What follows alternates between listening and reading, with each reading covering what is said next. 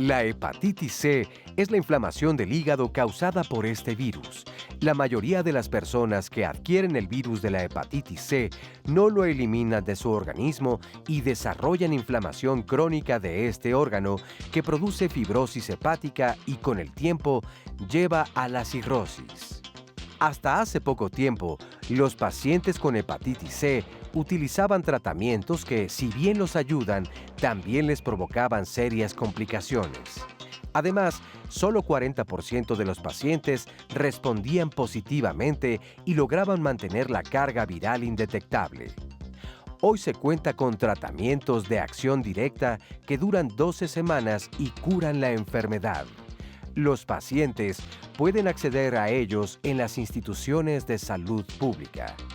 El reto es generar conciencia en la gente para que conozca de la existencia de la hepatitis C, revise si está en riesgo de ser portador del virus y, en su caso, reciba los medicamentos a tiempo. Hoy te informaremos cuáles son los nuevos tratamientos porque la hepatitis C ya tiene cura. Bienvenidos a Diálogos en Confianza. Qué gusto estar este lunes de salud más con ustedes. El día de hoy con un tema sumamente importante. Todos hemos escuchado hablar de las hepatitis y normalmente pensamos en la hepatitis como una enfermedad que adquirimos probablemente comiendo unos ostiones y a las semanas me puse amarillo, me dio fiebre, me sentí mal y me metieron en la cama un tiempo y quedé perfecto. Pero hemos hablado en otras instancias que existen otros tipos de hepatitis. Y el día de hoy nos vamos a enfocar específicamente en la hepatitis C. Es un tema muy importante porque ha habido una revolución verdaderamente en cuanto al tratamiento de esta enfermedad, que antes era un tratamiento muy pesado con probablemente no el éxito que buscábamos, y hoy vamos a ver qué ha sucedido con esta enfermedad y sobre todo crear conciencia para saber quién y cuándo se tiene que checar si tenemos o no este virus, porque tristemente es muy silencioso. Como todos los lunes me acompaña Oscar Virués. ¿Cómo estás lunes, Oscar? Me sentí como viernes. Como Robinson Crusoe. Pero yo soy lunes. Muy bien, pues contento de estar este lunes de puente para muchas personas y es una perfecta oportunidad para que entonces en familia puedan ver el programa y entre todos lo platiquen y vayan mandando o enviando a través de las redes sociales sus preguntas. Yo creo que hoy, como bien dices tú, es un estupendo foro para precisamente enterarse y saber bien a bien qué hay en torno a esta enfermedad. Así que esperamos sus comentarios. Ojalá puedan conectarse también para quienes no están en casa. Lo pueden ver a través de internet. La dirección es www.canal11.mx/diálogos. También tenemos la página de Facebook de Diálogos en Confianza. Allí van a encontrar el Facebook Live, este espacio donde nos pueden mandar también sus comentarios, sus preguntas y además llevar el programa en vivo a donde ustedes tengan que ir. La línea telefónica para comunicarse, el número es el 51 66 40 00. Saludo con mucho gusto a nuestras amigas y compañeras, a Istiel Caneda y a Fabiola Ruiz. Ellas son las intérpretes en la lengua de señas mexicana que están acompañándonos durante todo el programa. Desde luego le damos con mucho gusto la bienvenida a todas las personas que hoy se encuentran aquí en el estudio de Diálogos en Confianza y también, desde luego, a quienes nos pueden seguir a través de la señal internacional de Canal 11. Y hoy, mi querido Pepe, pues qué panel de especialistas tenemos, nuestra y nuestros especialistas fantásticos. A quienes les voy a presentar en un momento, pero para que hablemos del hígado, quiero que ustedes estén conscientes de qué es el hígado y cómo funciona. Y para eso tenemos esta cápsula y regreso a presentarles a nuestros especialistas. El hígado es un órgano de suma importancia para cualquier ser humano. Primero hay que entender anatómicamente dónde se encuentra situado. El hígado se encuentra situado en el costado derecho, en la región que tomamos como hipocondrio derecho, exactamente por debajo de la parrilla costal. Es un órgano que tiene mucho flujo sanguíneo y por lo tanto se encuentra involucrado en numerosas funciones sintéticas y metabólicas de todos los seres humanos. Es un órgano que tiene un flujo 80% por vena.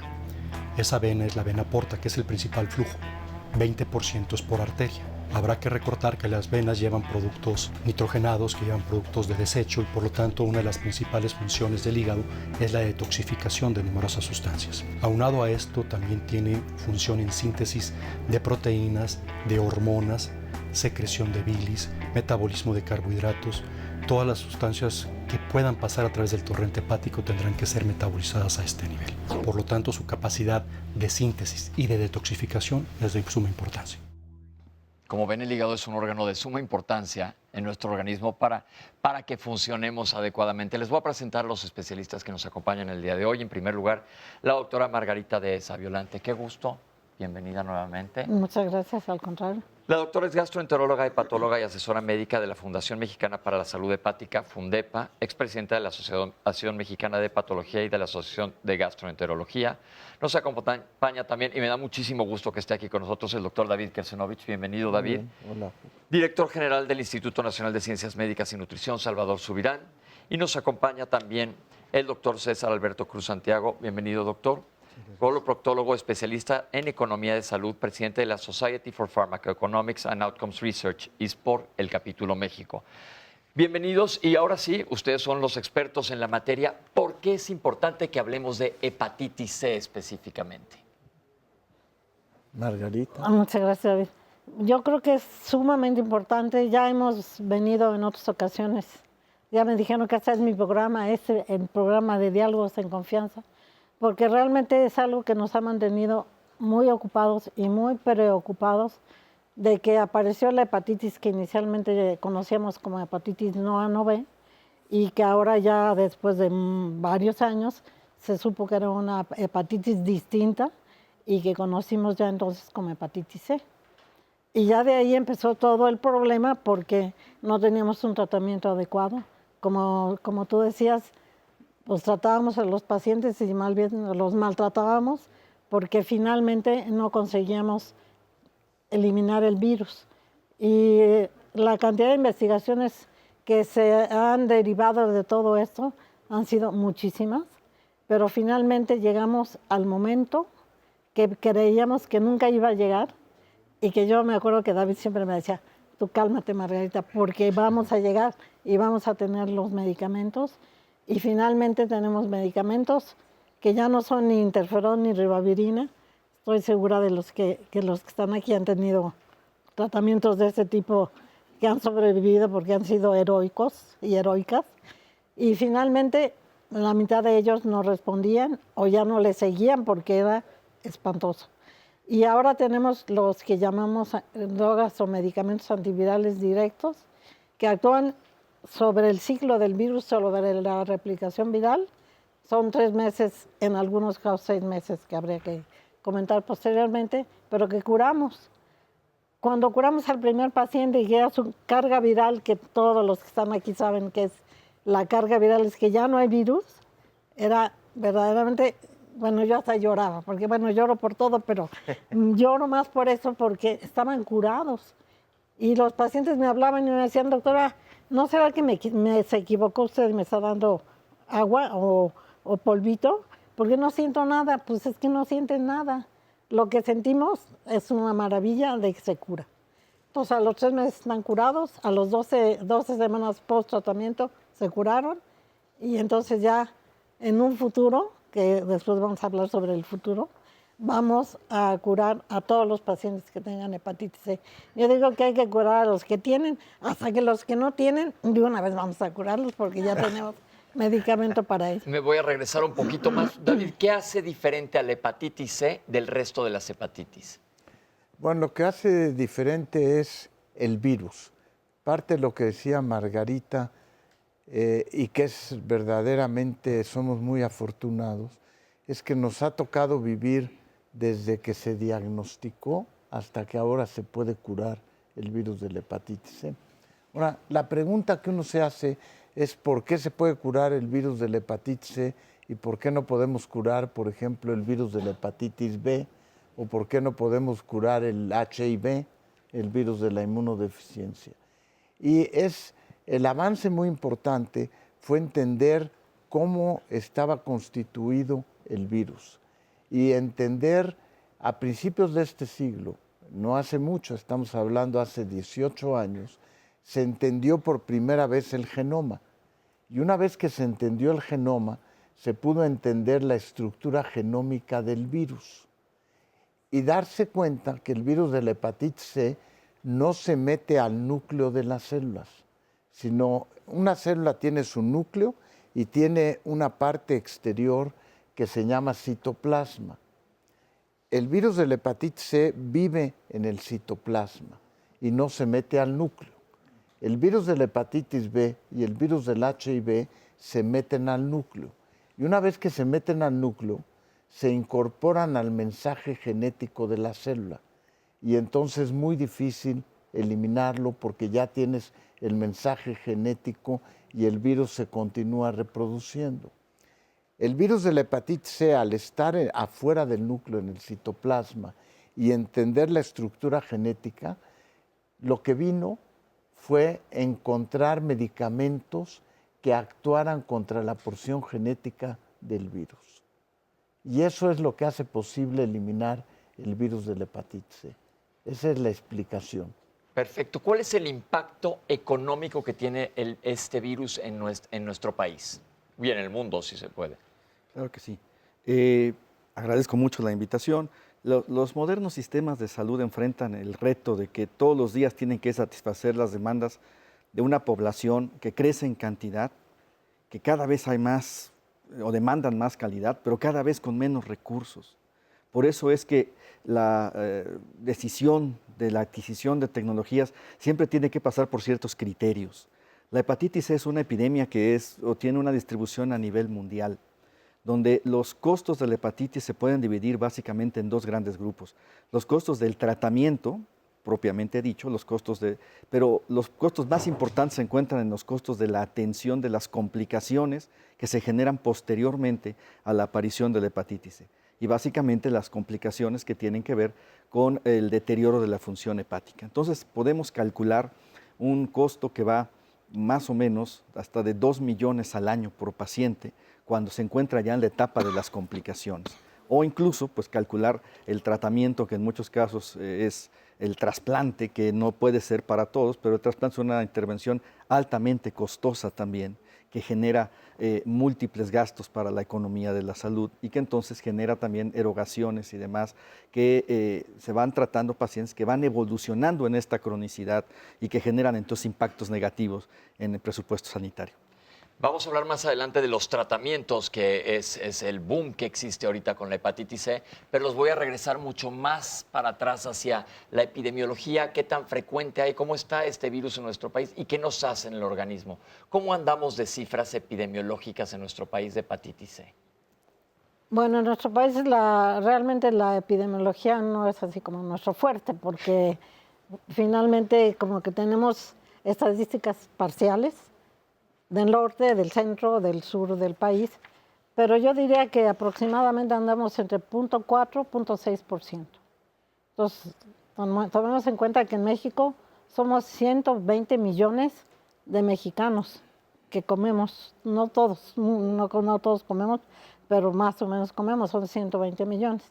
Entonces, tendríamos, no es tan frecuente como suponíamos inicialmente. Y a nivel mundial podríamos decir también que ha habido cambios, porque antes habíamos dicho, y lo dijimos muchísimas veces, que había 180 millones de sujetos infectados con virus C. Sin embargo, ahora sabemos, de acuerdo a lo publicado por la Organización Mundial de la Salud y por la directora de la Organización Mundial de la Salud, que por cierto se llama Margaret, o sea, como yo, es mi tocaya. Ella acaba de sacar ya tiene como 6 meses que salió el documento, en el que dice, no somos 180 millones, somos 71 millones de infectados por virus C, porque no es lo mismo tener el anticuerpo C positivo, que eso es bien importante, a tener el virus que es replicativo. Cuando uno se hace la primera prueba, que es para determinar el anticuerpo, no quiere decir que todos tengamos el virus. A lo mejor algunos lo depuraron solitos, se deshicieron del virus y más o menos eso es como un 10-20%. Y el que queda es como un 80%, y esos son los que finalmente a nivel mundial constituyen el 71%.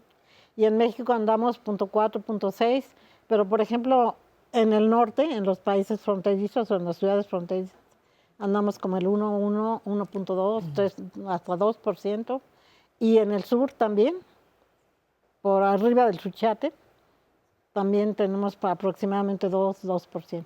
Pero eso es un poco variable, pero más o menos andaremos menos del 1%. Yo creo que David podría comentarnos un poco más de ello, pero más o menos así andamos, pero muchos de ellos ni siquiera lo saben. Esa es la cosa, el gran problema. Yo creo que eso es lo importante a tratar el día de hoy. La Organización Mundial de la Salud tiene metas fijas hacia el 2030 con la hepatitis C. ¿Cuáles son estas metas? Bueno, mira, la meta de la Organización Mundial de la Salud es ambiciosa, pero yo creo que realizable. Y es que para el 2030 hayamos podido eliminar la presencia del virus de la hepatitis C. Para el 2030. Sí, estamos hablando dentro de 13 años, 12 años, poder eliminar. Y aquí hay algo muy importante en la epidemiología. Durante muchos años, el factor de riesgo más importante fue transfusión sanguínea. De tal manera que si una gente se transfundió antes de 1992, cuando no conocíamos el virus, pues para fines prácticos toda la gente que se transfundió tiene hepatitis C.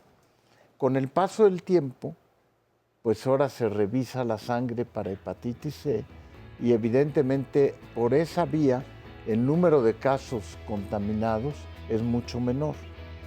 Y sin embargo, surgen otros factores de riesgo que si quieres podemos comentar dentro de unos momentos. Vamos a tener que hacer un corte, pero es muy importante que tengamos esto en mente. La gente que se ha transfundido antes del 92 está en riesgo de tener hepatitis C y como comentó la doctora Dehesa, y vamos a regresar a hablar de esto, probablemente no lo saben. Entonces vamos a regresar a hablar de los diferentes factores de riesgo y quién tiene que checarse y por qué es que muchísima gente está a lo mejor caminando sin tener idea de que tiene esta enfermedad. Y la doctora Dehesa también nos habló de que algunas personas depuran este virus, que quiere decir que te infectas y lo eliminas. Vamos a ver por qué uno sí o por qué no, o si se sabe. Pero vamos a un corte y regresamos con ustedes aquí en Diálogos en Confianza.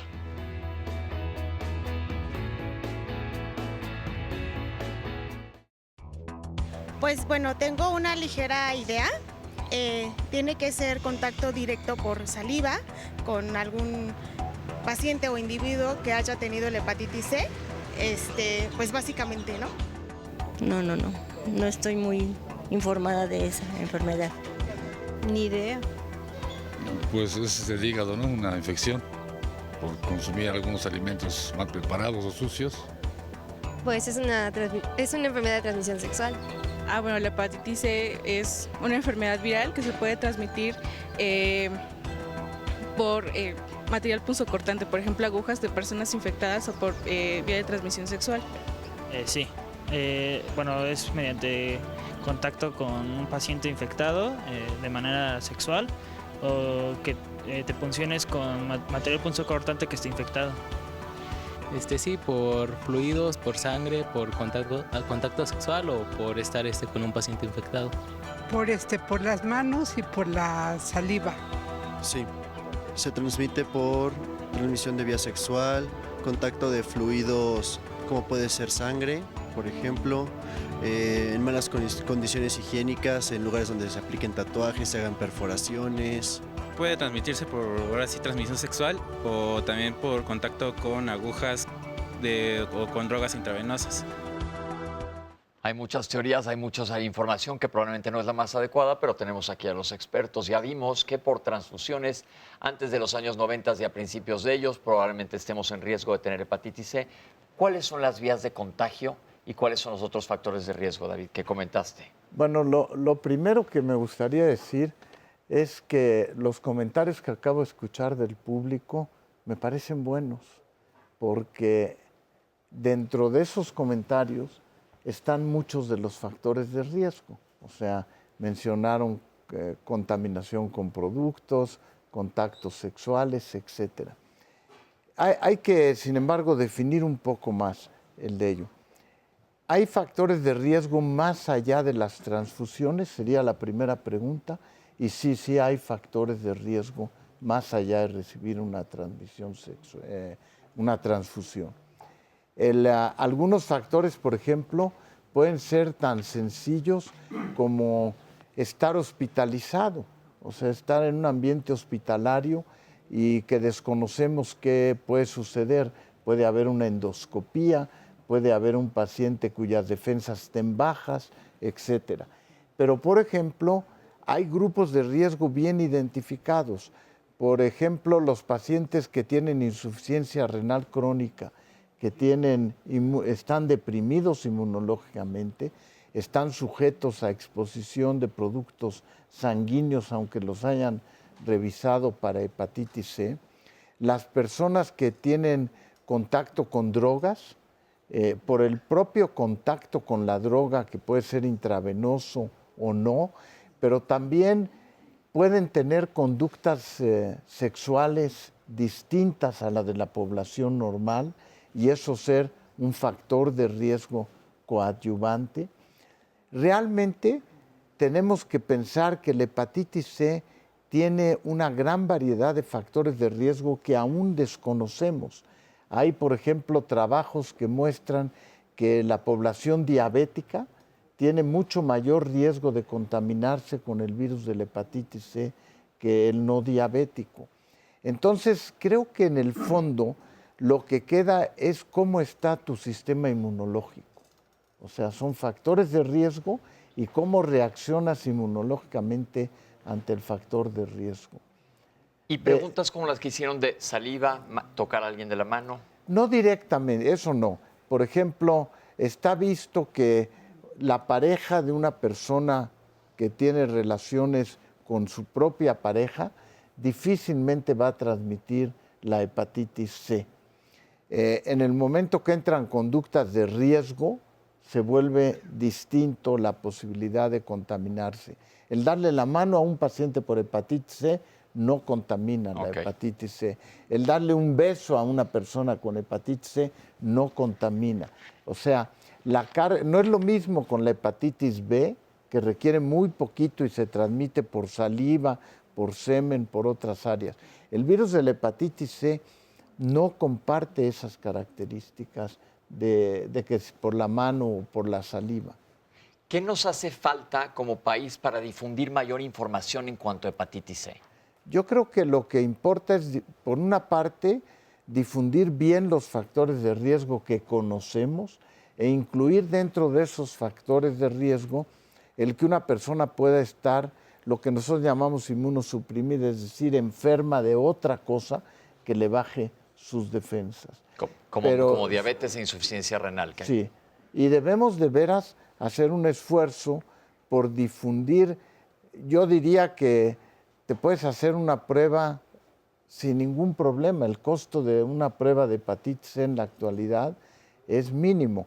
En Estados Unidos, por ejemplo, decidieron como estrategia que la gente se hiciera transaminasas.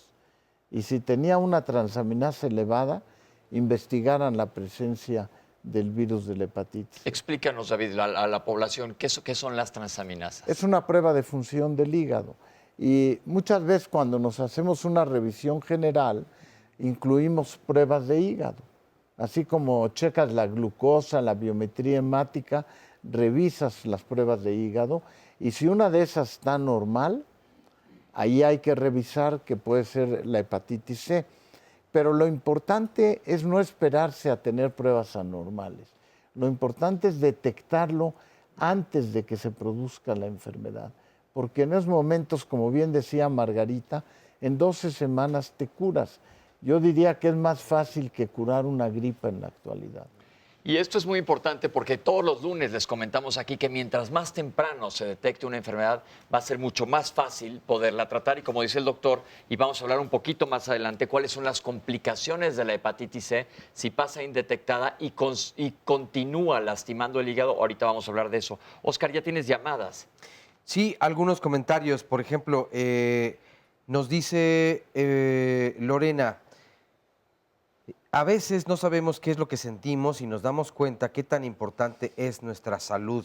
Pero también otra persona agregaba un poco más arriba, es increíble cómo la mayor parte de la población mexicana, la verdad es que desconocemos, primero, qué es lo que tenemos que hacer o cuáles son los factores de riesgo que nos pueden llevar a una complicación, hablando de hepatitis. Pero dos, una vez que nos informamos, porque hablaban algunas personas acerca de la desinformación o la poca difusión tal vez que hay de esta información. Una vez que nos informamos, con el conocimiento de justamente todo eso, de todos modos, somos indisciplinados y entonces no continuamos con el apego a tratamiento o simplemente la prevención que ya hemos mencionado aquí, siempre en Diálogos en Confianza todos los lunes, es lo más importante y además lo más económico para nosotros y para el país entero.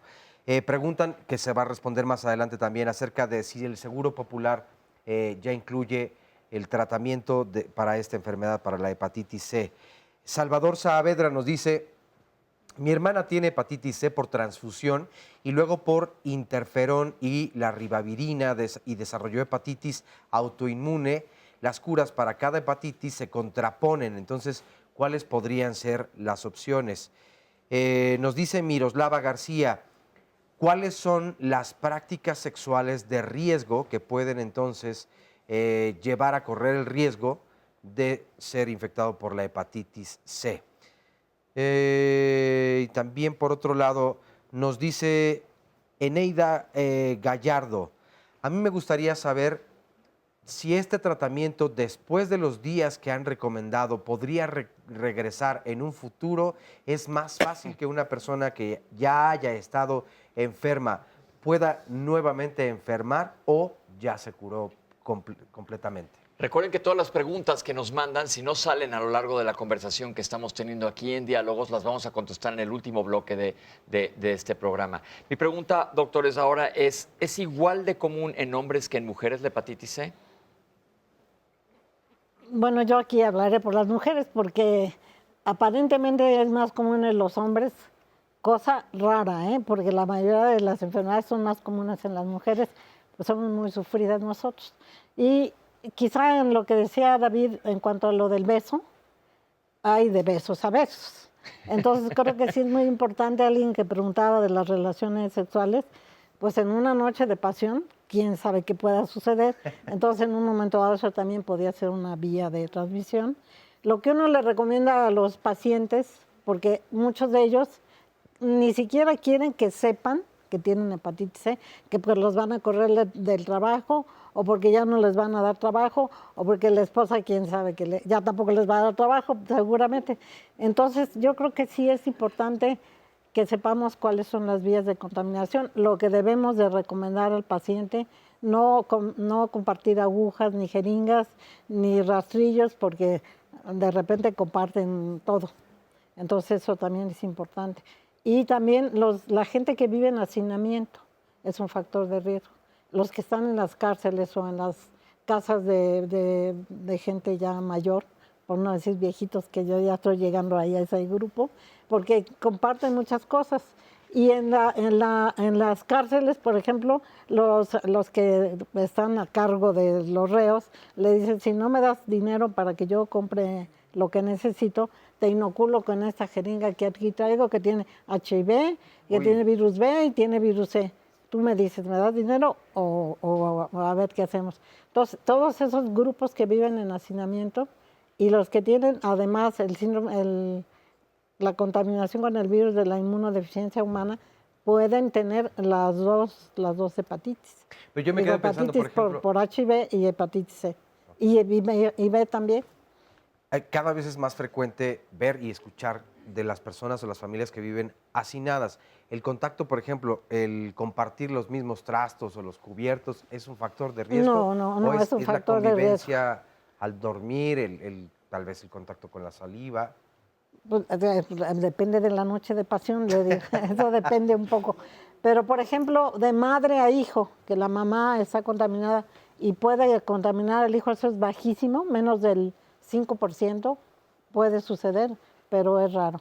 Pero sí, ahorita, si ya la vía más común de contaminación, que era la sangre, ya en la mayoría de los casos la hemos eliminado, pues entonces hay que buscar.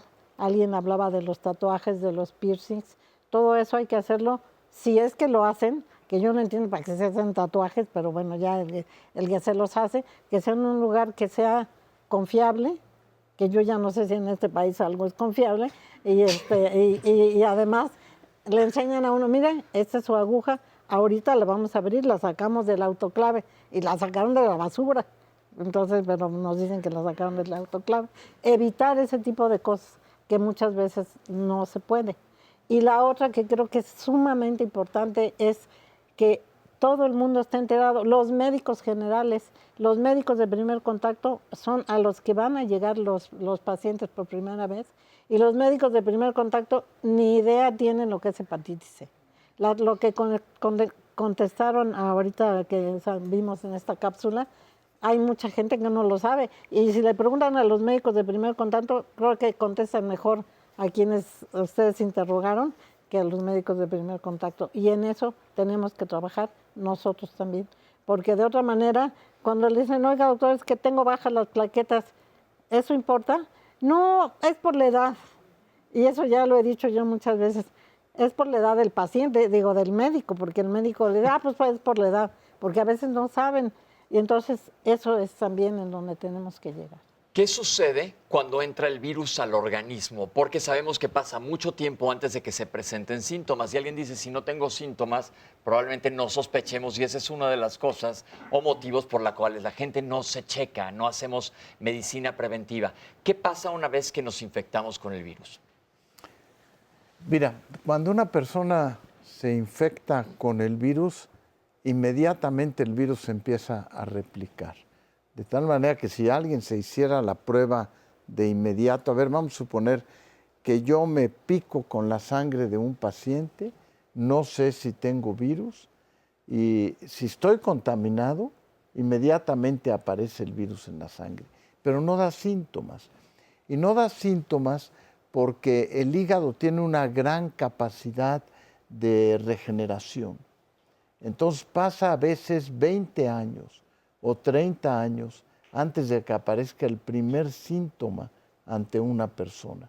O sea, la persona puede estar 20 años completamente asintomática y de repente se le disparan los síntomas y aparecen las complicaciones.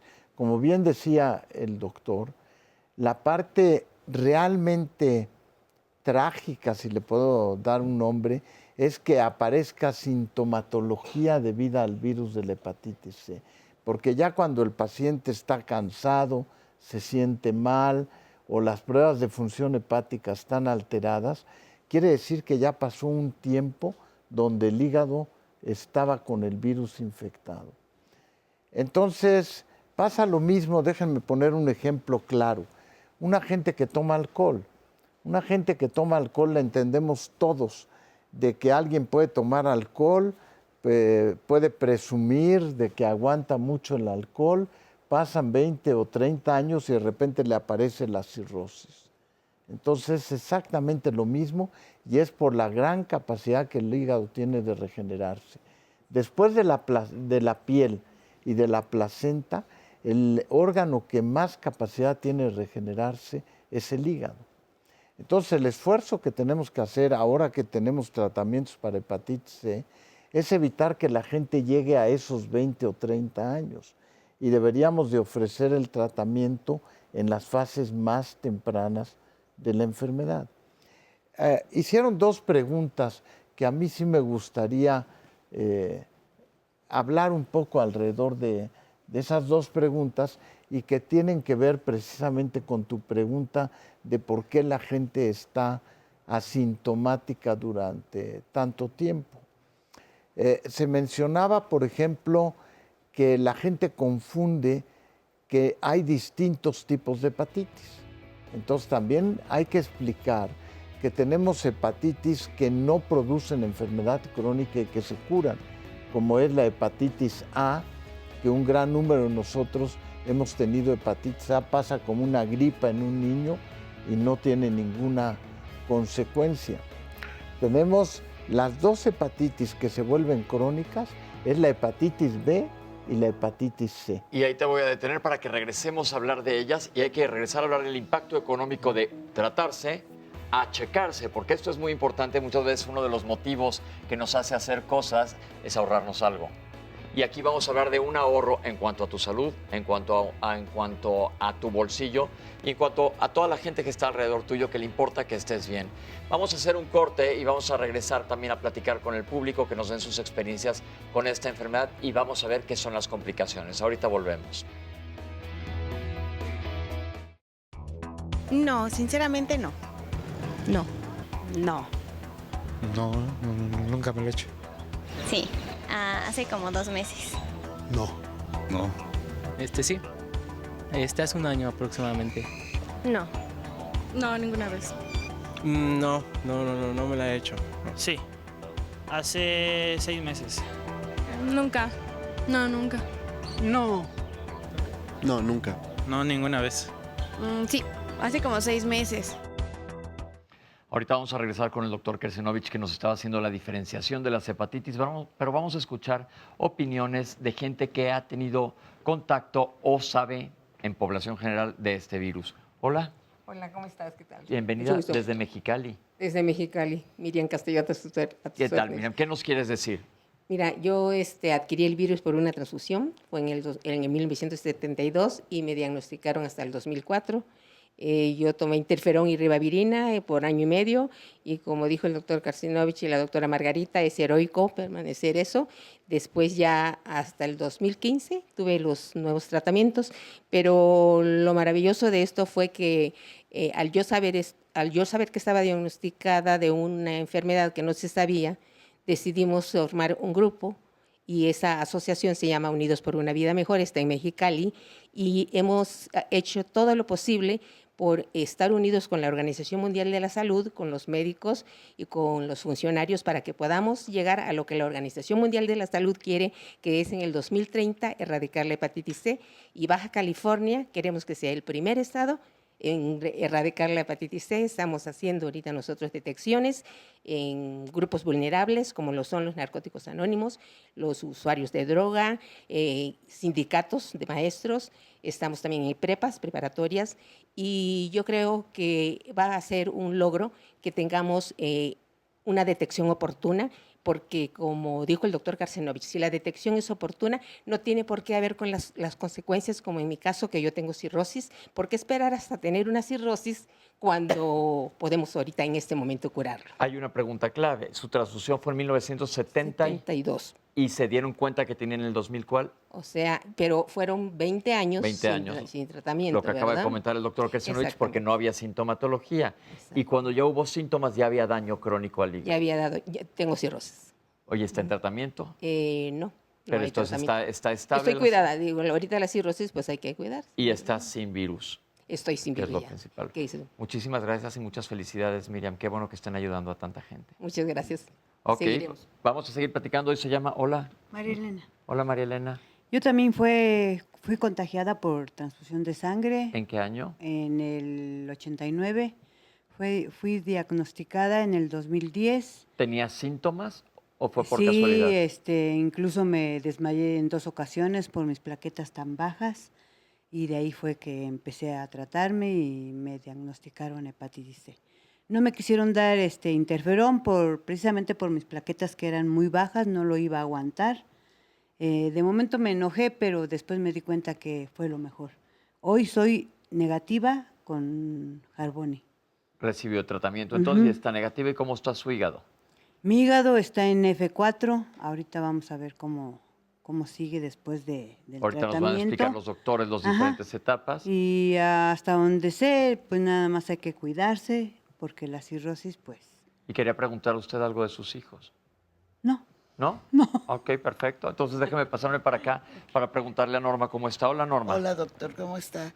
Mire, yo tengo detectada la hepatitis desde hace como 4 años, pero empecé a ir al Seguro Social hace 3, donde no he recibido ni una sola pastilla ni ningún medicamento. ¿Está estable? Estoy. ¿Sus exámenes de hígado cómo están? Mis exámenes de hígado, yo me saco los ultrasonidos y más o menos sale inflamado el hígado, tengo cirrosis, pero como fue el primer episodio fue con una hemorragia interna por unas varices esofágicas, y de ahí para el real, pero... ¿No reciben ningún medicamento? Nada más los diuréticos, y así me ha mandado el doctor el año pasado, el gastro. Vaya hace un año con puro diurético. Oiga, pero es hepatitis C. Hepatitis C ya está súper comprobado, o sea, Okay, ya tengo los Vamos a análisis. preguntarle a la doctora Dehesa, ¿qué se hace en pacientes cirróticos ya con complicaciones de la cirrosis que tienen el virus de la hepatitis C? No, pues yo creo que todavía ahí ya se puede tratar. Tendremos que estudiar bien el caso, pero yo le puedo decir que ya vamos a cumplir un año, y que gracias también al doctor Kersenovich, porque yo como siempre le hablo y le digo, David, ¿qué vamos a hacer? Y siempre me dice, tú cálmate, Margarita, tú cálmate. Entonces, bueno, me calmé un poquito, pero finalmente conseguimos que en el Seguro Social, porque yo soy hija del Águila Verde, a mucho orgullo, pero además con una gran ayuda del doctor Kersenovich de nutrición, el Seguro Social tiene tratamientos solamente para genotipo 1, eso sí quisiera que quedara claro, porque como es el más frecuente, como hay 6 tipos y ahora dicen que hay ya hasta 7, para genotipo 1, que es el más frecuente, no sé la señora que tenga, ni sé qué clínica le toque, pero ¿qué clínica le toca a usted? La 72 en Tlanepantla. Y le toca la raza, tiene que ir a la raza. Sí, yo estoy tratando de que me envíen a la raza. Pues no trate, sino que le envíen. Sí, y si tiene problemas, me llama y yo le ayudo. Porque ay, qué amable, doctora. la tienen que tratar si tiene genotipo 1. Qué amable, doctora. ¿Usted sabe qué tipo de genotipo tiene? Ahorita vamos a hablar un poco más adelante de los tipos de genotipo, pero es importante que mientras más información tenga un paciente sobre su padecimiento, más armas tiene para combatirlo. Y, como dice la doctora, todo esto es importante, y entonces ahorita que acabe el programa vamos a juntarla con la doctora Dehesa. Pero voy a regresarle la bolita al doctor Kersenovich, que nos estaba explicando los diferentes tipos de hepatitis, David. Muchas gracias. Sí, entonces te decía yo que hubo otra pregunta que vale la pena en relación a el diagnóstico, y es que, aunque quizás se toque dentro de unos momentos, la gente que se cura de hepatitis C no está inmune a que se pueda volver a infectar, ¿eh? Cuidado. Okay. O sea, no, el tener el anticuerpo contra el virus de la hepatitis C no los protege para el resto de la vida. Esto es como cuando alguien tiene una gripa o tiene una influenza, no te garantiza que no te va a volver a dar influenza en el futuro. Entonces, conocer los factores de riesgo es muy importante, porque eso es lo que puede evitar. Voy a poner un ejemplo. Alguien que use drogas intravenosas, se puede tratar y se le puede eliminar el virus, pero tiene que tener cuidado que las siguientes veces que use drogas intravenosas, use una aguja que sea desechable. De tal manera, porque si no, sí se puede volver a infectar. Entonces, yo creo que el conocer los factores de riesgo es muy importante. Y acaban de tocar un punto que creo que es clave. Aunque se elimine el virus de la hepatitis C, si la persona ya tiene daño crónico como cirrosis, la cirrosis sigue su evolución, porque ya se dañó el hígado. Le podemos quitar el agente causal, pero ya tiene enfermedad. La persona que sangró por varices, pues tiene varices y se tiene que cuidar desafortunadamente. Por eso es muy importante tratarlos en forma temprana, antes de que produzca complicaciones. Y cuando la Organización Mundial de la Salud señala la meta para el 2030, es verdaderamente tratar de erradicar, de eliminar el virus, para que no vengan las complicaciones crónicas. Que esto es importantísimo, el lapso, el periodo que acaban de comentar, que pasan muchos años antes de que se presenten complicaciones. Y económicamente hablando, para que la gente tenga una idea, ¿cuánto se ahorran haciéndose una prueba de sangre y un tratamiento en contra de una cirrosis? Claro que sí, mire, muchas veces el concepto de ahorro no quiere decir nada más gastar menos, sino gastar mejor. Y la prevención es el mejor ejemplo de cómo gastar mejor. Porque en un momento se tiene que invertir pues, en hacer la prueba, en hacer el diagnóstico, sobre todo en pacientes que estén cerca de los factores de riesgo. Pero ese gasto que va a ser en ese momento para la detección temprana va a ser el mejor ahorro de su vida, porque le va a ahorrar lo que va a gastar después en las complicaciones. Como bien lo dijo una de las pacientes, 20 años después, cuando ya no tenía pues mucho remedio en cuestión de la cirrosis, es cuando ya se detectó el problema. Entonces, las campañas de detección son el mejor ejemplo de una intervención costo ahorradora, porque se invierte en algo, pero se ahorra mucho. Más o menos, ¿cuánto cuesta un paciente? Un paciente en el sistema de salud mexicano en promedio tiene diferentes costos dependiendo de múltiples factores, pero tenemos que hablar de un costo promedio. Entonces, un costo promedio se puede establecer alrededor de los promedios que se establecen en un sistema internacional que se llama los grupos relacionados con el diagnóstico. Entonces, se llaman por sus siglas en español GRDs. El GRD de una cirrosis no complicada al año está costando alrededor de 58,000 pesos en el Instituto Mexicano del Seguro Social, que es uno de los ejes de referencia. Una cirrosis complicada, pero no complicada con ascitis o sangrado, está costando alrededor de 75,000. Pero una cirrosis complicada ya con ascitis, con hipertensión portal, con diversos, puede llegar a costar hasta 1,200,000 por año por paciente. Y esto es un punto importante porque lo que hubiera costado la prueba y la detección años antes es infinitamente menor que lo que va a costar el tratamiento años después. Y estamos hablando únicamente de lo económico. Viene obviamente la salud emocional, la salud propia, la salud emocional, etcétera. Pero tenemos una cápsula que nos habla de esta prueba de sangre, que vamos a ver que es una cosa relativamente sencilla y muy accesible. Vamos a verla.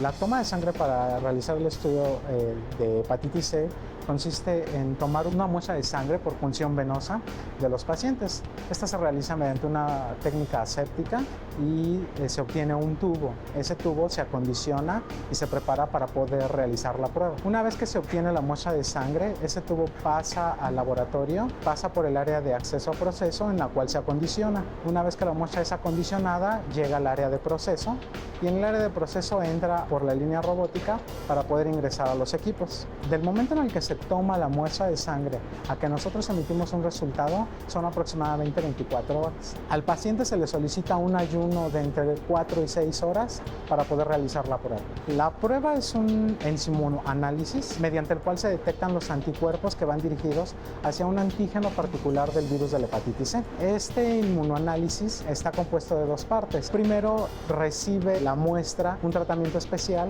en el que se va a detectar el antígeno. Nosotros lo que detectamos es el anticuerpo. Ya en algunos laboratorios se están detectando también el antígeno, sin embargo es una prueba que aún no está validada en México. La importancia de esta prueba va dirigido hacia dos partes principalmente. Una es la prueba de tamizaje para la recepción de hemocomponentes o hemoderivados en las personas que realizan donación de sangre, o bien como un tamizaje o cribado para la detección de la infección por hepatitis C en población externa. Les invitamos a realizarse la prueba de detección de anticuerpos contra hepatitis C para poder obtener un tratamiento oportuno. Están platicando los doctores que nos quieren agregar algunos datos sobre la prueba de hepatitis C. Sí, David. Bueno, yo creo que es muy importante señalar que la prueba no tiene que ser necesariamente en ayunas. La prueba se puede hacer en cualquier momento para ver si la persona está contaminada o no. Y lo digo porque si no mucha gente dice, no, pues no tengo tiempo de irme porque tengo que trabajar, no tengo posibilidades de hacerme en ayuno. Eso es lo primero. Y segundo, las pruebas se han ido simplificando. Las pruebas hay que diferenciar lo que es la prueba de diagnóstico y la prueba de confirmación. La prueba sencilla para ver si una persona tiene o probablemente hepatitis C se va a poder hacer ya prácticamente en el consultorio, en el sitio donde llegue el enfermo a la consulta y poderle en una gotita de sangre hacer la prueba de inmediato. Si esa prueba sale positiva, entonces sí hay que buscar la carga viral. Okay, pero para tamizar a la población se va a poder hacer con pruebas muy sencillas en cualquier momento. Entonces se te hace una prueba para detectar si existe la presencia del virus. Si te sale positivo, pasan a una prueba confirmatoria, que es lo que está hablando el doctor Kersenovich, y la gente aquí en público y ustedes en casa que conozcan a alguien que tiene hepatitis C, va a saber que se hace una carga viral. ¿Qué quiere decir esto? Carga viral es... Margarita quiere contestar, a ver. Ya la vi. Bueno, la carga viral lo que indica es la cantidad de virus que está replicando. Entonces, podemos tener el anticuerpo positivo, pero la carga viral negativa. Cuando uno se cura de hepatitis C, la carga viral desaparece, es no detectable, pero el anticuerpo va a seguir detectable toda la vida. O sea que esa es una prueba para saber si alguien ya se curó, de todos modos el anticuerpo va a seguir siendo positivo y la carga viral tiene que ser negativa. Y para hacer el genotipo, que es lo que sigue después de la carga viral, porque como comentábamos ahorita, pues hay genotipo 1, 2, 3, 4, 5, 6 y hay quien dice que hay 7. Pero de cualquier manera en México el más común es el genotipo 1 y tenemos que saber qué genotipo es para saber qué tratamiento le damos. Ahorita que hablemos seguramente de tratamiento, vamos a ver que hay tratamientos ahora que les llaman pangenotípicos porque abarcan a todos los genotipos y eso no tendríamos ya a lo mejor ni que hacer genotipo porque la carga viral y el genotipo son pruebas caras, pero que si no tenemos eso, no se vale que nosotros traemos un paciente que lo tratemos con anticuerpo C positivo porque a lo mejor hasta ya no tiene el virus. Y otra cosa que creo que sí es importante señalar es que a uno le avisan que tiene el anticuerpo positivo, sobre todo cuando había muchos más contaminados por sangre o derivados de la sangre y los bancos de sangre tienen la obligación de mandarle al paciente una carta. Y en la carta le dice, puede venir usted al banco de sangre a donde le tomaron la sangre porque tiene usted un problema en su sangre. Las mujeres vamos, como somos siempre muy cumplidas y sacrificadas, vamos a ver qué es lo que nos está pasando. Pero los varones dicen, uy, híjole, ¿dónde sería? ¿Cuándo sería? ¿Con quién sería? Mejor no voy. Y el problema es que piensan que tienen HIV y a lo mejor pueden tener HIV, pero si tienen C, pues los podemos curar de C. Y si tienen el HIV, también hay tratamiento para HIV y pueden vivir muy felices. Pero si no van y si no se estudian, pues obviamente no los vamos a tratar. Y tenemos con qué tratarlos, ya tenemos con qué tratarlos. Y eso es la maravilla que estamos viviendo, que yo creí que es un momento que no llegaría o que yo ya no vería. Vamos a tener que hacer un corte, regresamos contigo, David, pero el punto importante de este bloque fue, hay que checarnos, ya vimos qué factores de riesgo existen, y el hecho de que tengas un anticuerpo no quiere decir que no te pueda volver a dar el virus, como comentó el doctor Kesenovich, se puede reinfectar. Entonces, por eso las medidas preventivas hay que aplicarlas continuamente y siempre. Y si estás en grupos de riesgo, estarte checando continuamente para saber qué es lo que está sucediendo. Vamos a hacer un corte y vamos a regresar para seguir hablando de diagnóstico y tratamiento de la hepatitis C. No se vayan. Esto es Diálogos en Confianza. Estamos de regreso aquí en Diálogos en Confianza. Mañana tocaremos también un tema muy importante que tiene que ver con la educación de nuestras hijas y nuestros hijos. Problemas de aprendizaje. Cuando los primeros años escolares que pasan por nuestra vida, ¿qué es lo que aprendemos? Vamos aprendiendo o memorizando tal vez nombres, fechas, que para algunas personas, o más bien niños o niñas, puede hacerse algo pesado, pero ¿y de ahí qué es lo que viene? Empezamos a hacer asociación de ideas, en fin, vamos poco a poco desarrollando nuestra capacidad tanto de memoria como de aprendizaje y cómo podemos comprender justamente todo lo que va pasando. ¿Qué ocurre cuando hay niñas o niños que tienen problemas precisamente al tratar de aprender o en este proceso? ¿Será importante la parte emocional, lo que ocurre también en casa, cómo son tratados y tratadas en las escuelas? De eso y más estaremos mañana hablando aquí en punto de las 9 de la mañana y por eso es importante que no pierdan detalle de este programa o bien si quieren venir aquí al público para hacerle directamente las preguntas a los y las especialistas, entonces deben marcar ahora mismo al 53 41 44 35. Este es el resumen de la primera parte.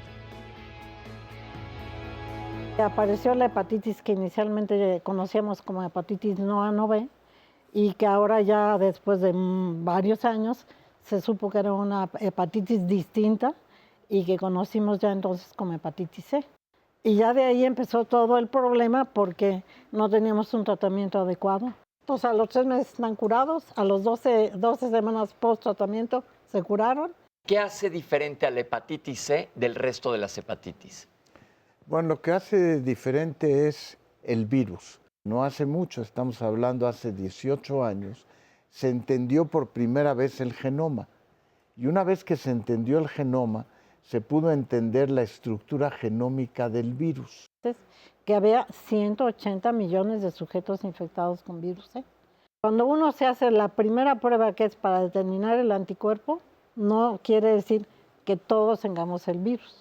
Cuando una persona se infecta con el virus, inmediatamente el virus se empieza a replicar. De un paciente, no sé si tengo virus, y si estoy contaminado, inmediatamente aparece el virus en la sangre.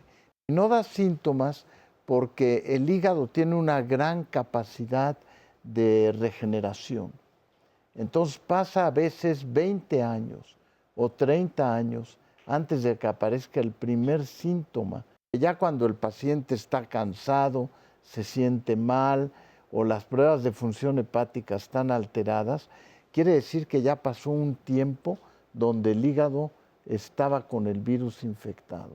Después de la piel y de la placenta, el órgano que más capacidad tiene de regenerarse es el hígado. El ultrasonido es una técnica que es bastante compleja, aunque es como un equipo de primera intención para hacer estudios. Aquí tenemos un equipo de alta tecnología que tiene muchos transductores que son como lentes diferentes que vamos a usar para ver de lejos o de cerca. ¿Por qué es el primer estudio de abordaje para el hígado?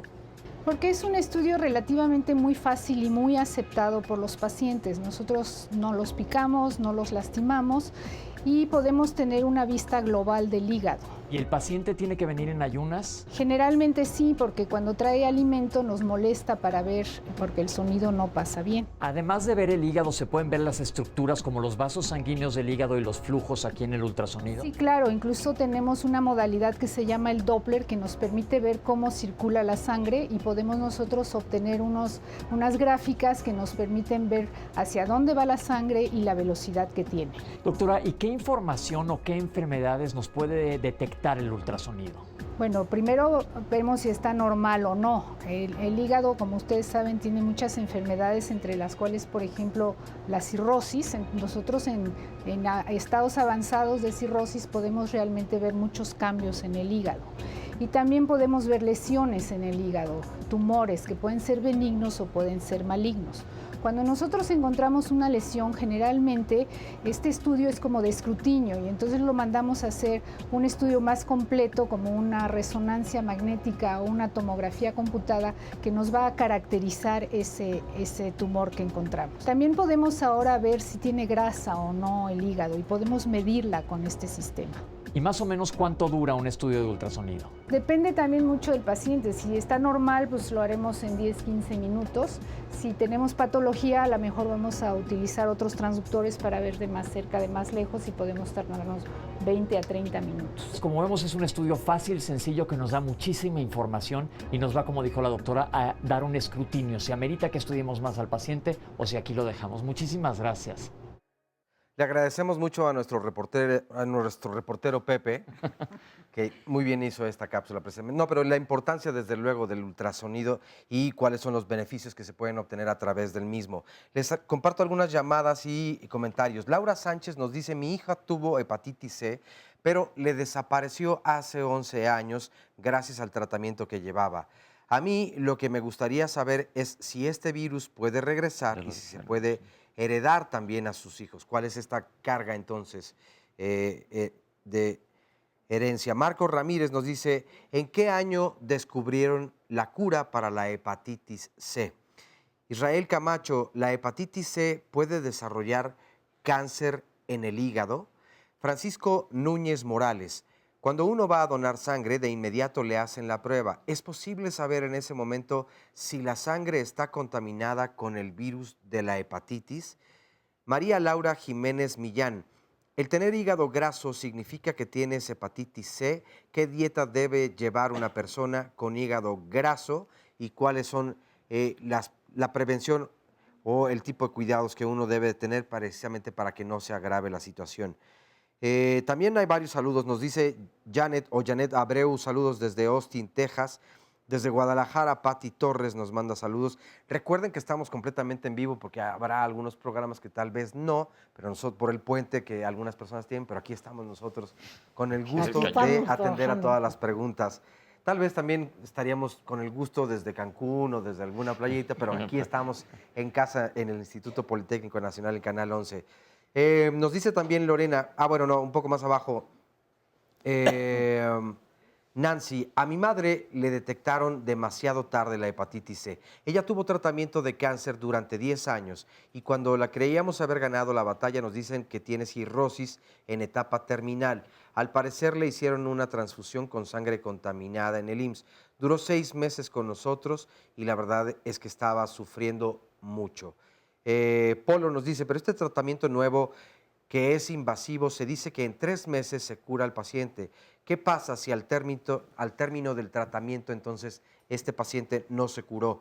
José Murillo nos dijo, yo tengo cirrosis compensada, secundaria al alcohol. Me hicieron análisis y salió no reactivo al virus BC y tengo VIH. Tengo 2 años de seguimiento, ya no tomo alcohol y me siento mucho mejor. Bueno. En mi caso, nos dice Matus, al terminar mi tratamiento de ribavirina y interferón, pegilado, el resultado de la carga viral fue negativo en 2012. ¿Es posible que este virus pueda resurgir? Claudia nos dice, fui transfundida de recién nacida y viví 50 años con el virus de la hepatitis C.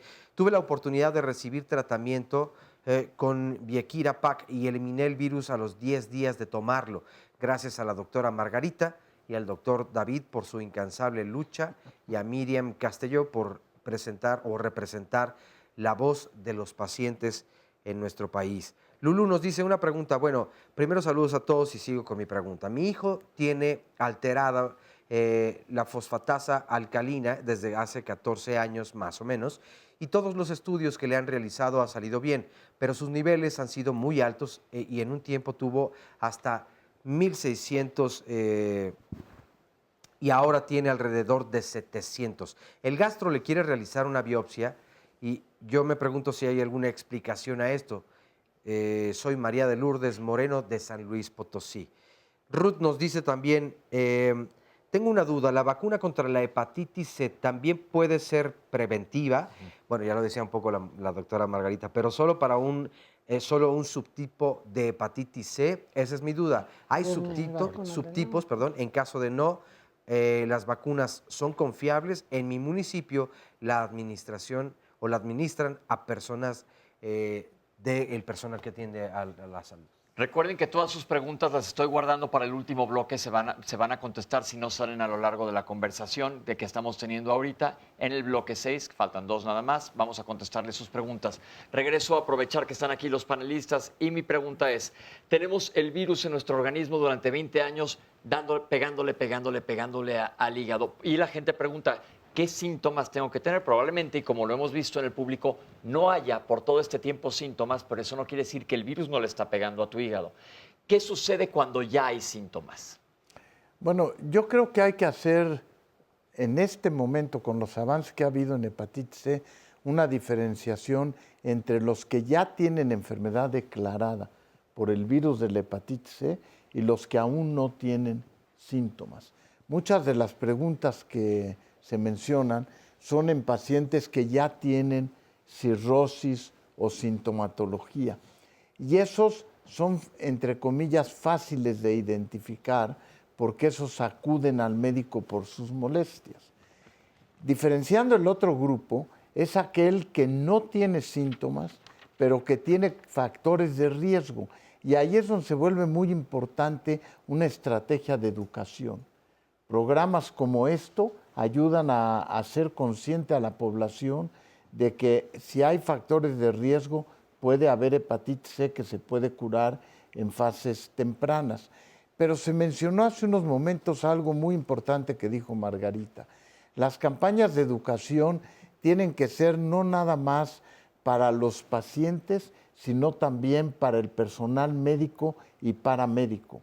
Es decir, para el médico general, para la enfermera, para la población en general, porque Hay que entender que todo esto de la hepatitis C es una enfermedad que no se conocía. Vamos, hace 50 años no sabíamos que existía la hepatitis C.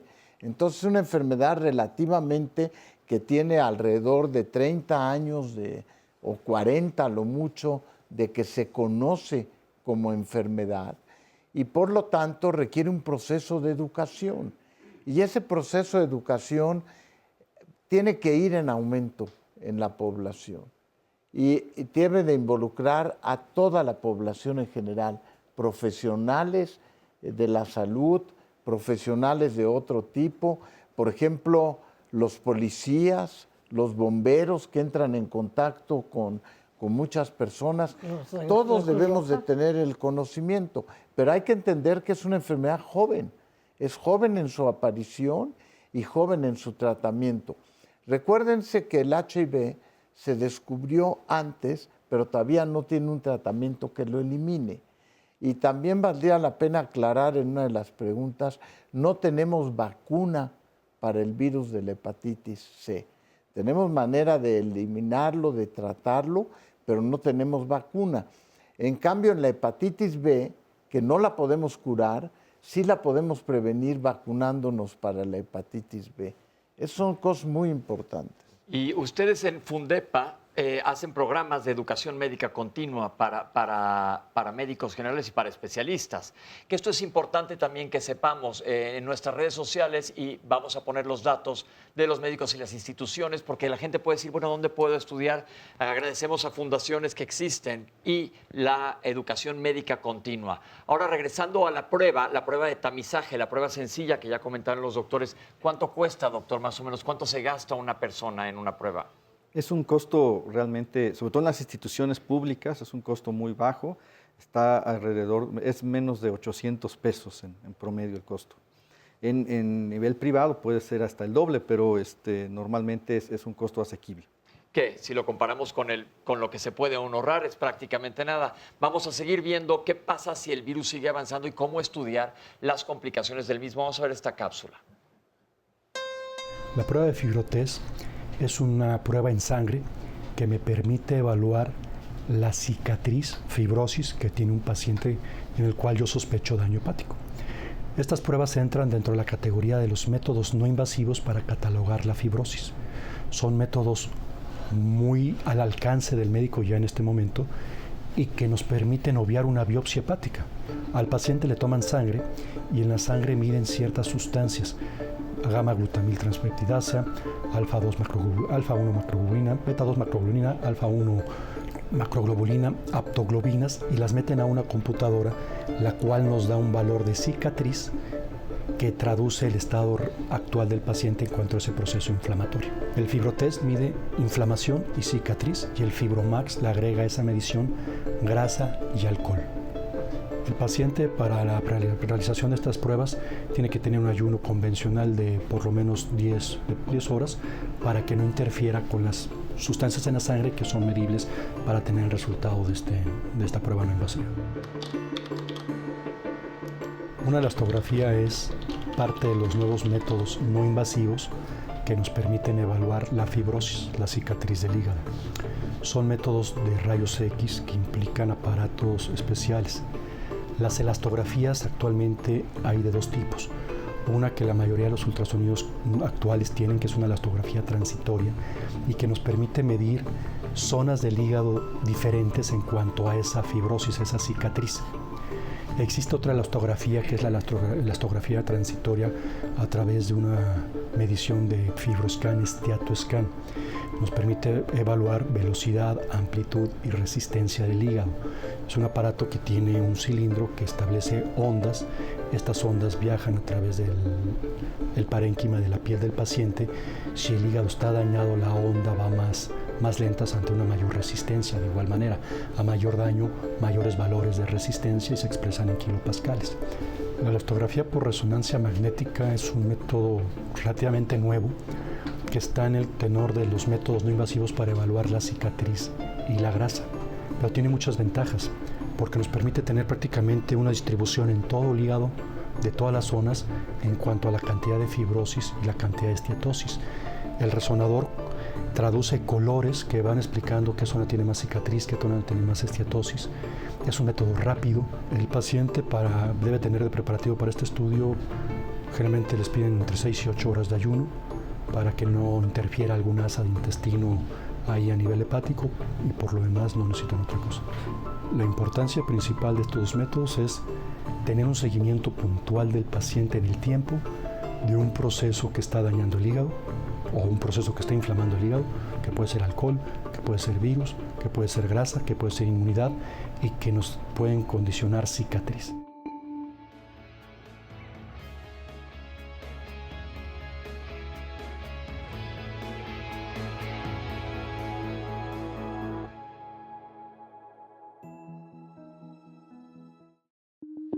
La transformación de un hígado normal a un hígado cirrótico es un proceso que lleva un tiempo, pero es de vital importancia conocerlo porque cirrosis actualmente es la 4ª causa de muerte en México. Estamos hablando que para el 2020 habrá aproximadamente 1,5 millones de cirróticos. Por lo tanto, es un problema que tenemos que atacar de inmediato porque tratándolo previamente o en etapas tempranas, esto puede ser prevenible e inclusive reversible. En etapas avanzadas de la cicatriz del hígado, el proceso ya no es reversible y una vez instalada la cirrosis, las complicaciones a corto y mediano plazo son las que dictan la mortalidad en estos pacientes. ¿Cómo ocurre el proceso? Primero hay que entender cuáles son las condiciones que nos llevan a cirrosis. La cirrosis es consecuencia de una agresión persistente al hígado que puede ser por alcohol, puede ser por virus de hepatitis, específicamente los virus de hepatitis con afección hepática pura son el virus de hepatitis B, el virus de hepatitis C. No se sabe el impacto que pueda tener el virus de hepatitis E, aunque algunas publicaciones recientes indican que también puede estar involucrado hacia cirrosis. Hablamos de condiciones inmunológicas, la hepatitis autoinmune, cuando el paciente por sí mismo genera inflamación a su propio hígado a través de anticuerpo. Hablamos de procesos de la vía biliar, procesos colestásicos como la colangitis biliar primaria, que también entra dentro de las patologías autoinmunes. Y hablamos quizá de la situación más grave actual, que es el hígado graso.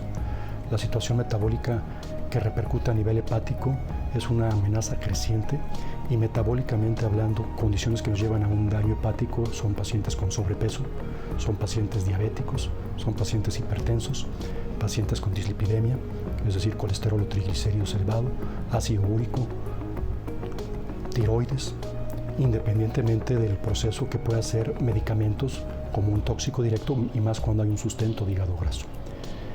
El tiempo promedio de cualquiera de estas condiciones que acabamos de mencionar, de llevar un hígado normal a un hígado cirrótico, puede ser entre 20 y 30 años, cuando la enfermedad va sola. Cualquier proceso que agreda al hígado, alcohol activo, virus activo, autoinmunidad activa, grasa activa, provoca inflamación. La inflamación provoca cicatriz. La cicatriz extrema es la cirrosis y ese es el proceso que hablamos de un continuo. Va de 0 a 4, 4 cirrosis. Si nos vamos a las etapas de fibrosis que les he mencionado, fibrosis 0, fibrosis 1, 2, 3 y fibrosis 4, que es la cirrosis. La cirrosis es otro escenario en el cual diríamos que es compensada y descompensada. Un cirrótico compensado es el que nunca ha tenido complicaciones propias ya del daño hepático. Y un descompensado es el que habitualmente conocemos coloquialmente en el medio como el paciente que llega vomitando sangre, eso se llama hematemesis, el paciente que empieza a tener un abdomen prominente porque tiene agua en el abdomen, eso se llama citis. Entonces el objetivo de todo esto es tratar al paciente en las etapas iniciales de fibrosis inicial, donde el tratamiento para el virus, el dejar de tomar, el tratamiento para la grasa, el tratamiento para la inmunidad nos pueden detener o revertir la enfermedad. Si tenemos la mala suerte que el paciente llegó ya a cirrosis compensada, es decir, sin todas las complicaciones que mencionamos, ahí también se trata al paciente. Porque aunque yo no puedo quitar la cirrosis, lo que quiero es evitar la presencia de complicaciones a más corto plazo. Porque una vez que las complicaciones se presentan, la sobrevida cambia radicalmente.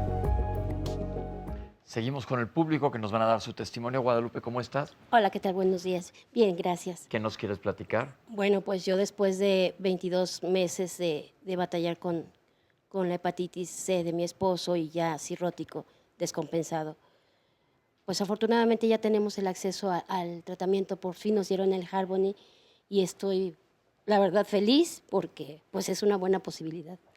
¿Tu marido cómo adquirió la hepatitis, sabes? Platicando con el doctor que hizo el diagnóstico, nos dimos cuenta que fue por una extracción de una muela hace más de 18 años. ¿Y nunca se checó en todos estos años? Nunca. Ahora que hablaban de cuando voy a querer donar sangre, en algún momento él quiso donar sangre para el abuelo y le dijeron que fuera al seguro, pero como decía la doctora Margarita, no, porque qué tal si me dicen que anduve de loquito por ahí, no sé, la cuestión es el miedo y no fue.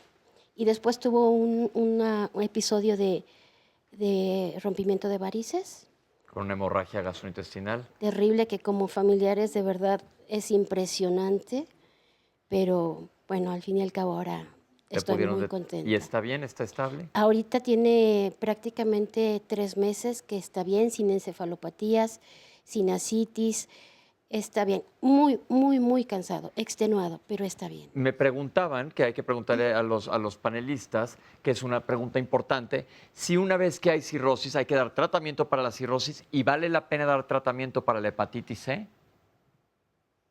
Sí, sí, Margarita. Bueno, yo digo que sí. Claro, si el paciente ya tiene una insuficiencia hepática grave, su esposo estaba malito.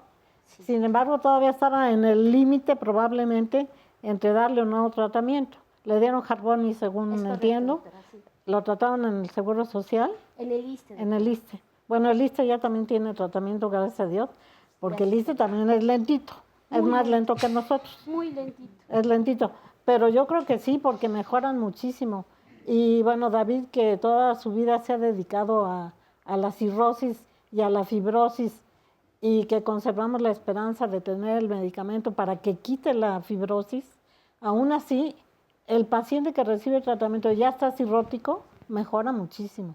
Mejoran sus plaquetas, mejoran la albúmina, que a veces tienen albúmina mejor que uno, y realmente ahorita está la interrogante de si el tratamiento, aunque no quite la cirrosis, mejora mucho, y a lo mejor a futuro con esas pruebas que nos mostraron ahorita, en el que podemos saber qué tanta fibrosis hay, en un futuro podemos hacer un nuevo estudio a ver qué pasó con esa fibrosis que existía. Pero pues qué bueno que lo trataron y qué bueno que tuvo la oportunidad, y qué bueno, aquí quisiera hacer pues a lo mejor un anuncio quizá, de si no tienen seguro, pues ¿por qué no entran al seguro? Si no tienen ISSSTE, ¿por qué no tienen ISSSTE? ¿Y por qué en nuestro país no les da ni ISSSTE, ni seguro, ni nada? Bueno, eso ya no es motivo de nuestro programa, pero sí es motivo de nuestro problema, ¿verdad? Pero desgraciadamente hay quienes no tienen absolutamente nada.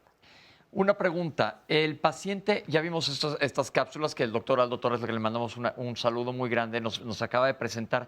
Cuando hay fibrosis que no ha avanzado mayormente y se da tratamiento para la hepatitis C, ¿qué sucede con esta fibrosis?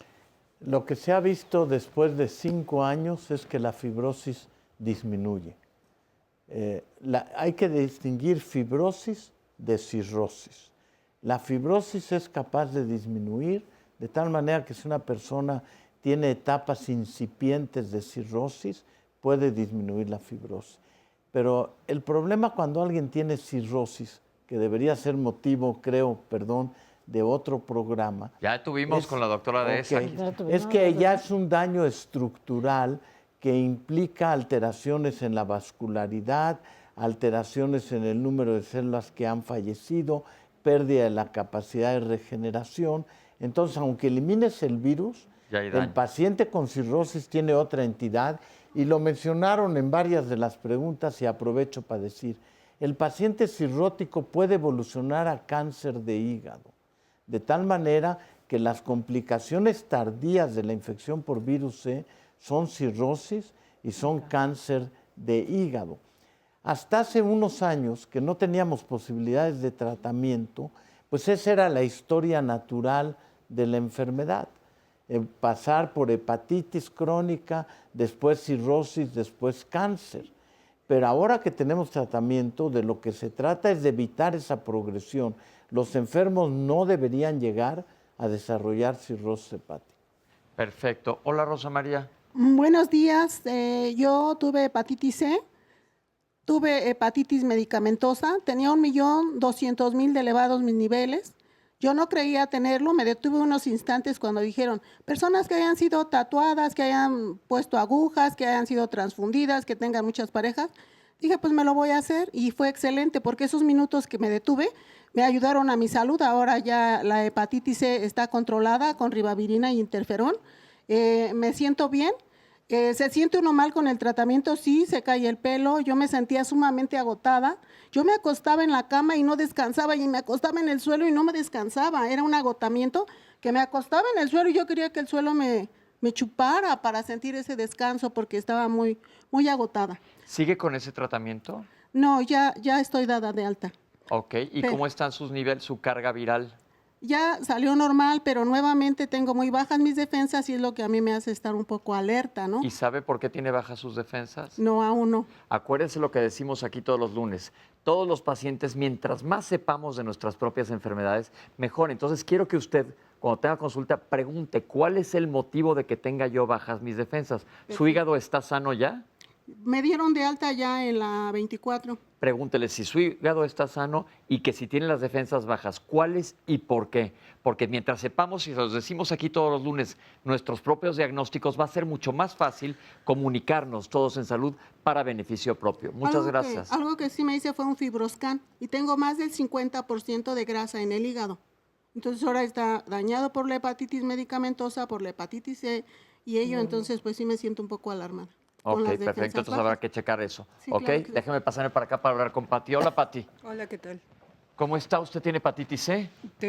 Tengo hepatitis C y terminé tratamiento de interferón con ribavirina, pero la causa principal que quiero yo transmitir es esto. Tuve un accidente, me caí dentro de una cisterna, entonces decidí ser mi propia donante en sangre. Si yo no hubiera tomado esa decisión, ahorita yo no sabría que en ese momento tenía hepatitis C y, por ejemplo, me mandaron del Instituto Nacional de Rehabilitación a el Subirán. Ahí me hicieron el reactivo, los reactivos correspondientes y me detectaron que sí, efectivamente ya tenía yo una carga viral. Para ese entonces, como el Seguro Popular no tenía tratamiento, pues me dijeron, pues se tiene que esperar o tiene que ver en alguna otra institución a la cual tomar un tratamiento. Lo tomé, gracias a Dios, finalmente por el IMSS.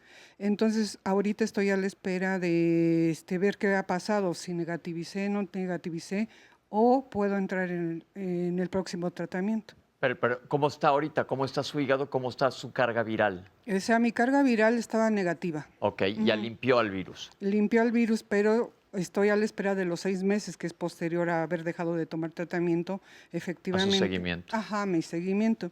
Vamos a preguntarles ahora a los doctores que vamos a enfocarnos en este bloque sobre tratamiento. Escuchamos que personas que han utilizado interferón, ribavirina, como dijo la doctora Margarita de esa, era un heroísmo lograr este tratamiento porque era muy pesado. Sí. ¿Se sigue utilizando este tratamiento o ahora con las terapias nuevas se ha desechado? Bueno, teóricamente ya está desechado. Y yo digo que si a alguien les ofrecen interferón y ribavirina, verdaderamente es como para pasarlos por las armas, ¿eh? Porque no es posible que en este momento, o que se los den a quien se los ofrece, pero en realidad en este momento ya no hay interferón ni ribavirina. Bueno, ribavirina sí, porque hay algunos tratamientos que requieren también la de ribavirina, pero interferón ya no debemos de utilizar. Lo que sí es importante, como dice ella, para hepatitis C. Para hepatitis C no, ya no. Pero sí, a los 6 meses, si su carga viral sigue negativa, todavía se va a tener que hacer otra. Pero si sale positiva, ya no le vamos a dar interferón ni ribavirina, sino le vamos a dar los nuevos medicamentos, que muchos de los pacientes que hemos tratado con los nuevos medicamentos, muchos de ellos ya fueron tratados con interferón y ribavirina, o no respondieron o recayeron, pero ya tenemos otras posibilidades. Háblenos de estos nuevos medicamentos. ¿Cuándo se descubrieron? ¿Cuántos hay? No importa de que sepamos los nombres, porque como saben aquí no damos consultas por televisión, pero es importante que sepamos que existen ya los tratamientos. David, ¿qué son estos nuevos medicamentos? Estos nuevos medicamentos están ligados a la estructura genética del virus. Son medicamentos que actúan en porciones del virus que tienen que ver con la replicación del virus. O sea, el virus tiene que estarse reproduciendo, esto interfiere con la replicación viral y por lo tanto elimina el virus. Estos medicamentos tienen varios años de investigación atrás, pero prácticamente podríamos decir que están 5 años ya en el mercado. Los años de investigación son muchos más, pero 5 años de que están en el mercado. En México se empezó hace aproximadamente 3 años a negociar la posibilidad de tener los medicamentos. Tenían un costo muy alto, se ha logrado, y lo que da gusto ahora poder decir es que lo tienen pues prácticamente todas las instituciones públicas disponibles: el IMSS, el ISSSTE, el Seguro Popular, Defensa, Pemex, lo tienen. O sea, todos estos son medicamentos de reciente descubrimiento de aplicación clínica, años atrás de investigación, y ahora están disponibles ya en México. ¿Qué costo tiene el tratamiento? Claro, cuando aparece un medicamento innovador, siempre tiene que evaluarse su eficacia clínica, que en este caso es contundente en sus resultados. Pero tiene el pequeño defecto que es mucho más caro que lo que ya se tiene. Como bien lo apuntó el doctor Kersenovich, en un esfuerzo conjunto realizado por las autoridades, por el sector salud, se ha logrado una disminución muy importante del costo de este medicamento. Podemos decir que el costo oscila entre 187,000 y 210,000 pesos, dependiendo del tratamiento. Este es un costo para las instituciones públicas y es el costo total del tratamiento a 12 semanas. Está aprobado para su uso en el cuadro básico del sector salud y esto permite entonces que las instituciones públicas puedan utilizarlo. Como ya se mencionó, se encuentra en el Instituto Mexicano del Seguro Social, en el ISSSTE, en la Secretaría de Marina, en la Secretaría de Defensa Nacional y en los servicios de salud de Petróleos Mexicanos. Está disponible y las instituciones han tomado ciertas medidas, ciertas políticas para el diagnóstico y el tratamiento de este medicamento. Es muy importante ver pues que este es un éxito en la negociación porque el costo inicial era muchísimo mayor que el costo que en la actualidad se tiene. Desafortunadamente hay pacientes que no son derechohabientes de ninguna institución y entonces tendrían que pagar este costo completo del tratamiento que es, pues, puede costar alrededor de 700 hasta 1 millón de pesos en la consulta privada. Es entonces un esfuerzo que se tendría que hacer con las autoridades y demás para que pudieran acceder a un costo público de este tratamiento. Nada más para decir algo rápido, si consideramos que la prevalencia global es 0.4%, entonces en la actualidad existen alrededor de 150,000 pacientes que serían tratados con este tratamiento en todo el país y costaría alrededor de 3 millones. De 3,000 millones de pesos el tratamiento de todos, pero no tratarlos podría costarnos hasta 150,000 millones de pesos. Esto es una maravilla y los felicitamos de que se haya logrado ya que estén tantas instituciones, porque esto quiere decir que está accesible el tratamiento en todas las instituciones que se acaban de mencionar. Y como hubo alguien en el público que dijo no me han dado tratamiento, hay que solicitarlo. Recuerden que tuvimos un programa de derechos de médicos y derechos de los pacientes. Vamos a hacer un corte y regresamos con ustedes para el bloque final de Diálogos en Confianza.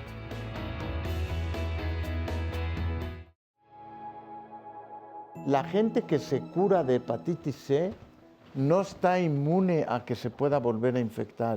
No, el tener el anticuerpo contra el virus de la hepatitis C no los protege para el resto de la vida. Aunque se elimine el virus de la hepatitis C, si la persona ya tiene daño crónico como cirrosis, la cirrosis sigue su evolución porque ya se dañó el hígado. Y la prevención es el mejor ejemplo de cómo gastar mejor. Porque en un momento se tiene que invertir pues, en hacer la prueba, en hacer el diagnóstico, sobre todo en pacientes que estén cerca de los factores de riesgo. Pero ese gasto que va a ser en ese momento para la detección temprana va a ser el mejor ahorro de su vida porque le va a ahorrar lo que va a gastar después en las complicaciones. El GRD de una cirrosis no complicada al año está costando alrededor de 58,000 pesos. Una cirrosis complicada, pero no complicada con ascitis o sangrado, está costando alrededor de 75,000. Pero una cirrosis complicada ya con ascitis, con hipertensión portal, con diversos, puede llegar a costar hasta 1.200.000 por año por paciente.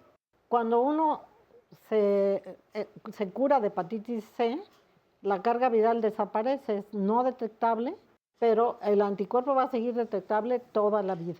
Y para hacer el genotipo, que es lo que sigue después de la carga, pues hay genotipo 1, 2, 3, 4, 5, 6 y hay quien dice que hay 7. En México el más común es el genotipo 1 y tenemos que saber qué genotipo es para saber qué tratamiento le damos. Hay que entender que es una enfermedad joven. Es joven en su aparición y joven en su tratamiento. No tenemos vacuna para el virus de la hepatitis C. Tenemos manera de eliminarlo, de tratarlo, pero no tenemos vacuna. ¿Cuánto cuesta, doctor, más o menos? ¿Cuánto se gasta una persona en una prueba? Es un costo realmente, sobre todo en las instituciones públicas, es un costo muy bajo. Está alrededor, es menos de 800 pesos. En nivel privado puede ser hasta el doble, pero normalmente es un costo asequible. Esta solamente ha sido una pequeña prueba de lo que ha sucedido hoy aquí en Diálogos en Confianza. Recuerden que vamos a subir este programa completo a YouTube para que entonces puedan verlo de principio a fin. Nos dice Alejandra, a mi papá le diagnosticaron cirrosis, sus laboratorios indican que todo está normal, pero sus plaquetas están bajas y su último ultrasonido le dice que su hígado tiene aspecto granular, sin lesiones, y la vena hepática de calibre normal, con flujo hepatofugal trifásico. No tiene hepatitis de ningún tipo. Su vaso se considera aumentado de tamaño. Me gustaría que me indicaran qué especialista o a qué especialista es recomendable acudir en el sureste, ya que hasta ahora los médicos no le dan un diagnóstico real y tampoco ningún tratamiento. Y gracias por su atención prestada. Nos dice también, o más bien nos manda saludos, Jos C. Hernández desde Spring, Texas, y dice, no me pierdo su programa todos los días, pues muchas gracias. Beatriz Cadena, me gustaría que hablaran de la falla hepática aguda. Mi hijo pasó por esa enfermedad y gracias a los médicos lo sacaron adelante, pero aún tengo muchas dudas al respecto. Nos dice Elisa Moreira, acabo de terminar las 12 semanas del nuevo tratamiento para el VHC. Me dijeron que los efectos secundarios eran mínimos, pero después me vino depresión. ¿Esto es normal o puede tratarse de otra cosa? Nos dice también Tam Hernández, saludos a todos. Mi comentario y pregunta, a mi esposo le detectaron hígado graso en etapa 2, no toma ningún medicamento, solo cambió la alimentación y se sigue mareando hasta el momento. Su presión sanguínea es alta en ocasiones durante el día. ¿Qué le podrían sugerir, por favor? Gabriela Ibarra, muy buena información en el programa. En el IMSS presentan los costos que tienen las enfermedades, el pero. ¿Por qué el instituto tiene la negativa de realizar su trabajo cuando sabemos que este es un trabajo por la salud?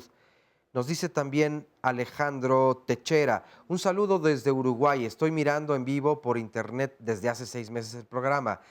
O más bien, desde hace 6 meses me diagnosticaron y estoy con todos mis análisis para comenzar el tratamiento. Y más adelante nos dice, bueno, olvidé comentar que también soy bombero y en mi país lo que demora es la Fibroscan, que es la que estoy esperando para empezar el tratamiento. Me gustaría saber, nos dice Bisquali, ¿cuáles son los síntomas de alarma para personas que hemos estado conviviendo con pacientes con el virus? Tere Muñoz, gracias por el programa y como mi pregunta es, después de eliminar el virus de una cirrosis compensada, ¿existe la posibilidad de regenerar el hígado y disminuir de una F4 a F1? Felicidades a la señora Miriam Castellón y Antonio Oñate por también su labor. Estela Hernández, a mi padre lo contaminaron con una transfusión durante una cirugía, como 15 años después, cuando ya no había remedio. Berta Cavarrubia, yo tengo el hígado graso, ¿qué alimentación y tratamiento debo seguir? Gracias por su atención. Nos dice también Óscar García, ¿podrían decir qué alimentos son hepatoprotectores naturales? Y felicidades por el programa.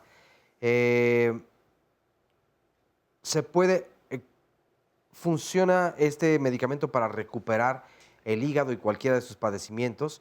Marcela nos dice, padezco artritis reumatoide y me hacen cada 6 meses la prueba VHC y me dio positivo en 3 ocasiones. Seguí con los Riva y ahí me dio negativo. ¿A qué se debe entonces esto? Y hay un comentario que está dirigido directamente al doctor David. Estoy justamente buscando y estoy a punto ya de encontrarlo. Sí, acá está. Nos dice Claudia Fernández, mi madre acaba de fallecer de hepatitis C el 3 de enero. Fue paciente de nutrición y le hicieron una transfusión. Nunca se lo pudieron detectar. Maldita enfermedad, le daban encefalopatías. Más adelante también nos comparte, espero que saquen al aire mi comentario, aprovechando que está en el programa el doctor David. Pobre de mi madre, porque todo fue por un descuido, sufrió muchos internamientos, pasó por el banco de sangre varias veces, nos comparte de hecho el número de expediente, fue paciente desde 1978. Ojalá pudiera comentar algo el doctor, porque a mi madre nunca se le regeneró, o por qué nunca se le regeneró su hígado como ustedes lo mencionan. Por favor, lean lo que estoy escribiendo. Y bueno, parte de los comentarios y las preguntas que nos mandan ustedes. Y les voy a pedir a nuestros panelistas que contestemos lo más pronto posible las preguntas. Muchas de ellas ya salieron, entonces no voy a pasar todas y vamos a pedirles al final que acá quien nos haga un comentario para cerrar el programa. Es posible, ya hubo varios de síntomas, etcétera, que hablamos, que coexiste una hepatitis autoinmune con hepatitis C. Sí, porque el virus de la hepatitis C produce trastornos de autoinmunidad. Prácticamente yo mencionaba desde el principio que uno de los factores de riesgo tiene que ver con la deficiencia del sistema inmunológico para tomar el virus de la hepatitis C. Pero el virus de la hepatitis C es responsable de varias de las enfermedades autoinmunes, no de todas. Y por lo tanto alguien puede tener una hepatitis C o puede tener una hepatitis autoinmune y el tratamiento ser distinto. Perfecto. Me gustaría, si puedo contestar la pregunta que me dijeron personalmente. Bueno, ese es el ejemplo de lo que sucedió. Antes de 1992, la gente que se transfundió no conocíamos el virus de la hepatitis C. Y la gente se transfundía. Yo les recuerdo que había épocas en donde las propias madres le ponían transfusiones a los niños cuando los niños estaban débiles o no tenían suficiente peso. Entonces, probablemente si la transfusión fue antes de eso, fue que se contaminó. Y luego, una vez de que se contaminó, y a veces se puede conocer o no mediante la prueba la aparición del virus, no teníamos la posibilidad de dar tratamientos como la tenemos ahora. Cuando yo digo que son pocos años que tenemos estos tratamientos de utilidad, me refiero a los últimos 5 años en que las tenemos disponibles. Y por eso es muy importante diferenciar la cirrosis hepática de la hepatitis C como causa prevenible. Yo lamento mucho que su familiar haya tenido esa evolución, pero quiero pensar que fueron varios los factores que intervinieron en que acabara con una cirrosis descompensada. Hubo una pregunta cuando se mencionaba que si al paciente cirrótico se le podía dar tratamiento y la doctora Deza dijo sí, mientras esté compensado.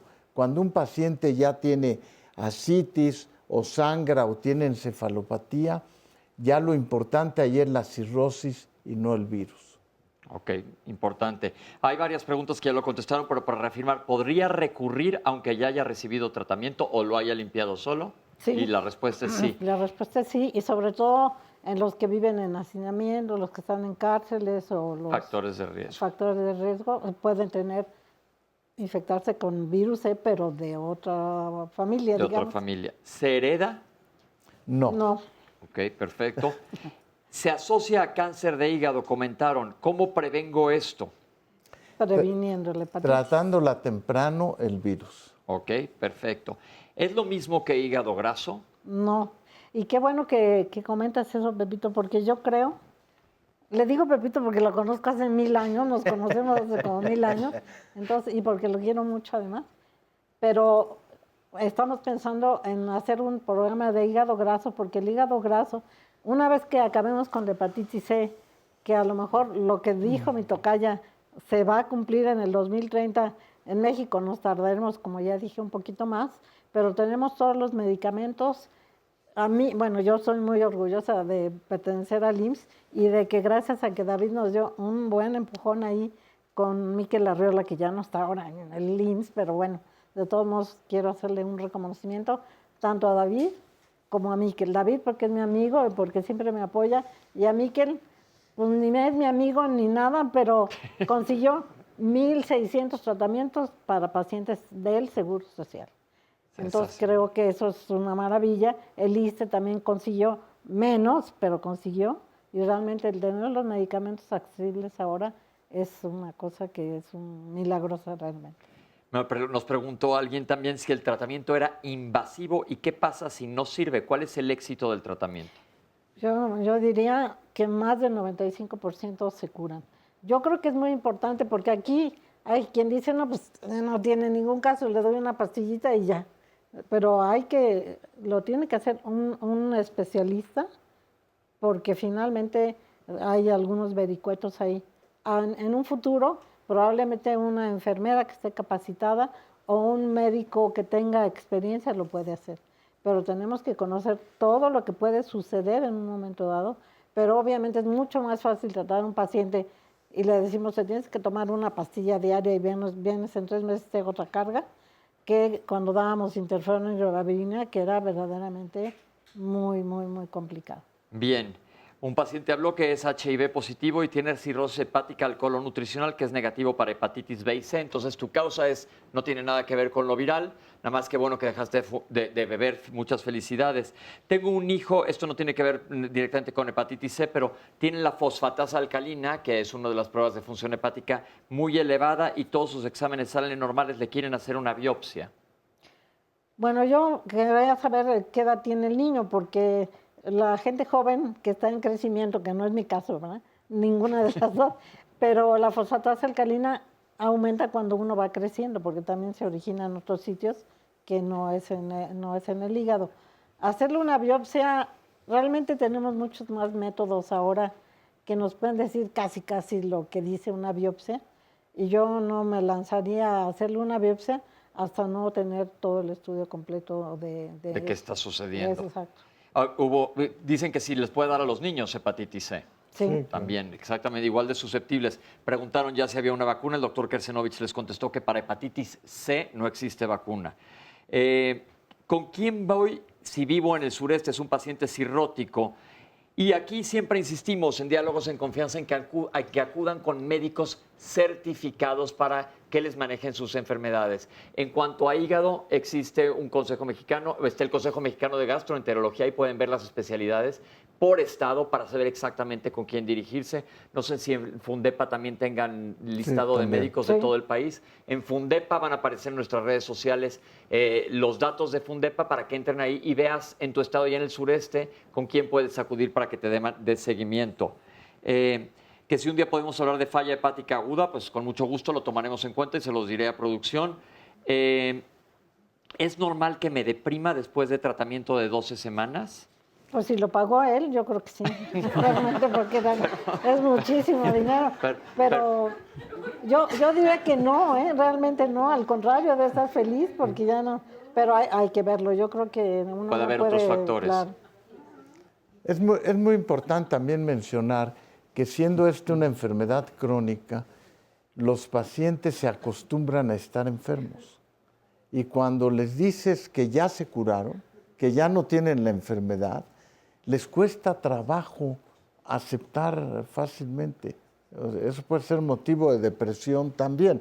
Incluso tenemos pacientes trasplantados que tienen actividad normal. Tienen que aprender a vivir normal. Pero tienen que aprender a vivir. Es como una gente que tiene ceguera y de repente le hacen una cirugía en los ojos y empieza a ver y no ve en el mismo plano porque le cuesta trabajo. Claro. Ok. ¿Existen hepatoprotectores naturales?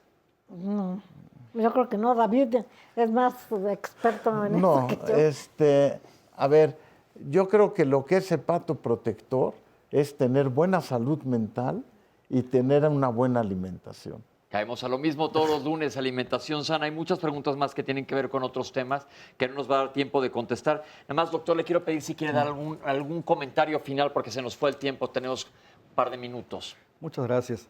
Yo creo que el tratamiento de la hepatitis C brinda un buen ejemplo de una intervención costo efectiva. Esto es, una intervención que cuesta, pero que la efectividad hace que el pago que se va a pagar para dar este medicamento sea redituable con el paso del tiempo. Esto es, el paciente va a evitar, como ya se habló por parte de los expertos, múltiples complicaciones y va a permitir recuperar un estado que no tenía. Entonces, lo que va a costar el medicamento en un momento determinado va a justificarse plenamente por todo lo que ahorra.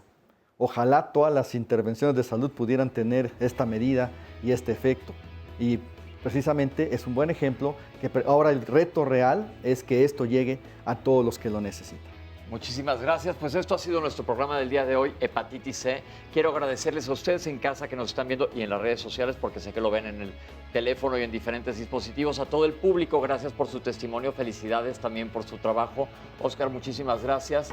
Gracias y gracias a todas las personas que se comunicaron. A nuestras intérpretes de lengua de señas mexicana, muchísimas gracias. David Kersonovich y Margarita, qué honor tenerlos aquí en el programa. Les agradecemos muchísimo que nos hayan acompañado y tenemos muy considerado hacer más programas de hígado. Claro. Hablaremos pronto de hígado graso. Les agradecemos todas sus preguntas y espero que les haya quedado claro, sobre todo con una enfermedad como esta que es silenciosa. Ve y chécate. Ojo con los factores de riesgo y nos vemos la próxima semana aquí en Diálogos en Confianza. Muchísimas gracias.